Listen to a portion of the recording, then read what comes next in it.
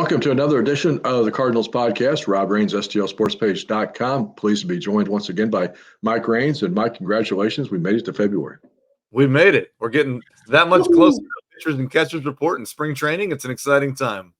I was texting one of the Cardinal scouts yesterday, and I said, giddy up. It's about time to go. It's about time to go. You should be leaving pretty soon, right?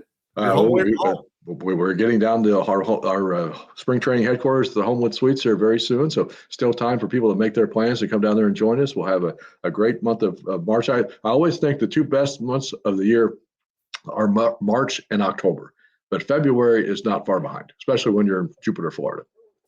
That makes it a lot easier than the cold that we typically have here. Although the forecast for the next week, it's not too bad. So, but I suspect we'll have at least one more cold spell before we have to leave. So, jumping into some Cardinal news. It's been another pretty quiet week for the Cardinals. They did have one transaction since our last podcast a week ago, and left me a little bit confused. I'm not sure about you. They pick up a waiver claim from the Angels on first baseman Alfonso Rivas, 27-year-old left-handed hitter, designated for assignment outfielder Moises Gomez. Hit 30-plus home runs the last 2 years. He's still in that window of being designated for assignment to know whether he will clear those waivers or the Cardinals will have an opportunity to trade him for somebody else. But that move left me a little confused. I don't know about you. It left me very confused. I went to look him up because I wasn't very familiar with him. And I looked over the last 3 years. He's played first base, left field, right field, DH. Does that sound like anybody else on our team currently? A couple of guys. Sounds like we got a few of those, right? Yeah, and a little bit of big league experience, but no great success at the big league level. So it was kind of an odd move to me. Because you go ahead. I'm sorry. I should say, with how much it seems this club and this front office seems to love Alec Burleson, these guys sound very similar when I look at them. And they also, of course, have got the additional Matt Carpenter to be a first baseman on occasion. When you want to give Paul Goldschmidt a day off, you got Donovan who can play first base. So, I mean, it seems like they've got that position covered. And that doesn't even mention the fact that, are they ever going to give Luken Baker a chance? And I think my answer to that is probably no, because I don't really see a place for him to play. You've got the DH spot covered, as you mentioned. There's really no reason for him to go back to AAA for another year. So why don't you try to give him an opportunity for at another organization? It feels to me like we also have a lot of left-handed bats coming off the bench, which we previously haven't had, which is good. But wouldn't Baker, offer that right-handed bat, which would be a little bit different than some of these other guys? Yeah, as I say, I think once we get down to Florida and get to see some of these guys in action and maybe try to figure out exactly what they have planned. But you also got to get him Jared Young that the Cardinals claimed on waivers from the Cubs earlier this winter. He's another first baseman. So they've got overload of those. Don't forget who just spent the last 2 years at Springfield and led the Texas League in the home runs. Chandler Redmond. Yeah, 31 home runs, 92 RBIs, one of the better players in the Texas League, 27 years old. Doesn't really, rank, at least as far as we can tell, among the Cardinals' top prospects as far as what the organization's thinking about him. But if he's still in the organization, there's nothing left for him to prove at Double-A, so he needs to go to Triple-A, Memphis anyway. Well, there you got Luken Baker sitting there. So I know one of them can play first and one of them can DH, but it seems like they've got, as we mentioned, too many of those guys. So we're going to have to find out what the thinking was behind that move. And I know it must be something that they feel like Moises Gomez, despite hitting the home runs, and I think he led all the minor leagues in home runs in 2022 when he played most of the year at Springfield, but then another 30 home run season, all at AAA last year. They just must think there's too many strikeouts, or again, there's no real opportunity for him to break into the big league club. He was on the 40-man roster all last year, and despite all of the problems the Cardinals had, never gave him a chance. And like we had discussed last week, the addition of Matt Carpenter probably gives him that fifth bench spot. So where does Rivas go now? Does he go to Memphis? And again, like you just said, it creates a log jam there. So this move to me is very odd, unless there's another move coming. Right. That could be. We still think there might be another move coming for a pitcher. And of course, if the 40-man roster is full, then you would have to move somebody off that roster to make room for that pitcher, whether it happens to be a starter, one of the free agents still available, or trade for a relief pitcher, or there's still, as we mentioned, some of the other relief candidates that are still on the market now as we hit February. Maybe their price will come down, and maybe the Cardinals still have one more move in them. And does that open up the possibility of somebody like Alec Burleson then being available for trade, or Luken Baker? Maybe by adding this, it gives you some assurance to, I'm not saying this is an option, but I know they have been discussed and probably still interested in trying to make a move for Dylan Cease if the pieces are right, and maybe one of these moves helps that move. Yeah, we just kind of have to wait and see here what happens. But it's still obviously a work in progress. Even throughout spring training, the Cardinals have made moves, during spring as well. So until we actually get to Los Angeles at the end of March and start the regular season, you don't know what the final makeup of the roster will be, and injuries and stuff will all play a role in all of that as well. Cardinals with one other piece of news that's interesting. If you look at from the front office perspective, they made a front office hire on Wednesday. They went into Toronto and picked up the services of Anuk Karen Aratni, and I hope I'm pronouncing his name correctly, to be the Senior Vice President of Business Operations. A pretty big job. Most of his duties will be replacing that of Dan Farrell, who retired at the end of last season, but expanded duties. It seems a little bit over what Dan's role was. So it'll be interesting to see how he jumps in and what changes maybe the Cardinals see in the front office as far as the business operations side. And I think anyone that's been around the Cardinals for any length of time knows the name Dan Farrell and has seen him, being around the ball club for 41 years. So certainly going to be a change in that role. And probably the first time the Cardinals have gone really external to hire somebody of that level in the front office standpoint. So be curious to see what kind of changes or shakeup happens throughout there, or, how things work out. It's kind of the second big external move that they made this winter, even though the other is not a full-time job, picking up Chaim Bloom, former head of the baseball operations for the Red Sox, bringing him in as a special advisor and a consultant, at least on a part-time basis. So still be interesting to see how much of an impact he has, and how much he's around the ball club, and what his exact duties are going to be is another thing we just have to wait and see once we get down to Florida. So yeah, be curious to see how that works out too.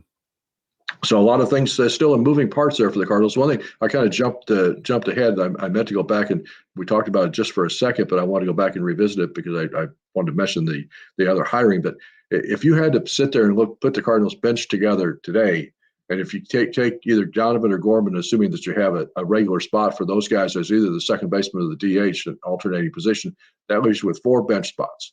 One of them, of course, has to go to the backup catcher, which at the moment is Ivan Herrera. One of them you assume would be Dylan Carlson as the backup outfielder, and one of them we assume is Matt Carpenter, since they obviously didn't sign him to not have him on the roster. And that leaves you Alec Burleson as the extra guy. I mean, that as right now stands, that's the Cardinals bench. Is that good enough? Is that, I don't know. And where does this Alfonso Rivas fit into that role, right? Because I don't think he fits on the big league club. I don't think he does either, but his last 3 years have been with the Cubs. Not the whole time, but more time than some other guys. So that's why it's a little bit confusing to me of like, where do they see this fitting? That's why I'm wondering, is there something else, or are they trying to protect something else, or what's happening here?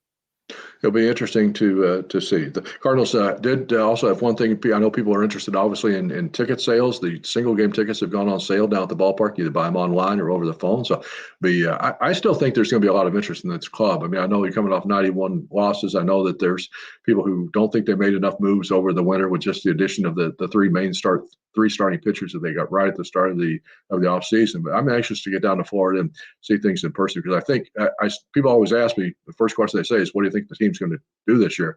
And my answer is, it's going to be better than it was a year ago. How much better, I don't know, because we just have to see how good those guys are, and can they stay healthy, and can they perform to the level that they performed at the last few years. To me, I think there's 2 questions. There's 2 big questions looking at this ball club when comparing it from last year to this year. Number one is the health of the starting rotation, right? Because their age is up there, right? And some of these guys you're relying on doing a lot. Number 2 is you replaced, Jake Woodford and Dakota Hudson with Lance Lynn and Kyle Gibson, 2 guys who are veterans and have pitched a lot more innings than a lot of these other guys, right? The question to me is, how far is Ollie going to let them go in games? Because Ollie likes to really get involved in that 5th, 6th inning and not let guys go too long. But he's never had 3 pitchers that pitch into the 7th, 8th, and 9th inning like these guys.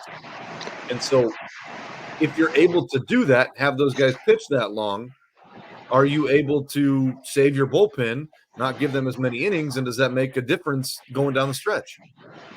Yeah, that's again like one of the main questions that we have to find out is, how will that really shake out, and will they let those guys do that? And you got to think, especially Sonny Gray at the top of the rotation, is going to get an opportunity to really kind of go as deep as he can into the ball game. So they spent a lot of money to sign him. He's going to be your number one starter. So maybe that'll have a trickle down effect on the other guys. I'm still curious to see how the bullpen shakes out as well. They brought in a lot of guys. I mean, I was just doing the list the other day. They'll have 33 pitchers in the spring training camp when you count the 20 guys on the roster and 13 non-roster pitchers. 15 of those, almost half, were not in the organization last year at this time. So that's a lot of new arms to take a look at. I hope they just give everybody a fair chance and let whoever emerges as the best guys end up with the jobs. So. And I know it's tough to look at. It's always hard to compare last year to this year when you're trying to do everything with numbers. There were a lot of guys hurt last year and a lot of innings out of that bullpen, right? You look at what your starting rotation should have been going into the season, and it didn't perform like it should. So I think this year the hope is, hey, we have to be protected if something happens, which right now they are because they have a lot of options. How those options shake out will be exciting to see. It will, and we'll be down in Florida to get you all the answers to that. Thanks to our friends at Homewood Suites. I want to mention, if you don't get our regular weekly newsletter, be sure you sign up. You can go to stlsportspage.com and get the link there for that. We got a contest, a lot of contests usually in that newsletter, but the latest one is coming up. The deadline is Thursday night, 6 o'clock. If you're going to be down in Florida, we're going to give away 2 spring training tickets to the game on March the 7th. That happens to also be the day that we'll have our annual pep rally fundraiser for Rainbows for Kids and the Leukemia and Lymphoma Society of Palm Beach County. That'll be at the Homewood Suites Hotel after the ball game that day. So you can find out all that information about the party. You usually have a couple of guys, special guests over there with us to sign some autographs, take some photos, do a little Q&A. So looking forward to doing that again. Everybody who's been there in the past, I think, has knows about it and has enjoyed it. But that's the information for this year. But it's also all that information is available on the website. And of course, thanks to our main 2 presenting sponsors, AAA Travel in Missouri and Drury Hotels, for bringing us this podcast, as well as all of our other Cardinal coverage here on the website, free to all of our viewers and listeners and readers around the country. We'll be down there in Florida, but thanks to them and getting our full coverage going here pretty soon. Of course, also wanted to mention that if you haven't signed up for the YouTube channel, you can do that as well. The subscribers like to see how many clicks we get on that and how many people are on there signed up for that. So appreciate you signing up for that as well. And it doesn't cost any notifications, nothing. So go hit that subscribe button. It's very helpful to all of us. So please go do that. So, Mike, what are you looking forward to in the next week or so here with the Cardinals? Think we're going to get another move?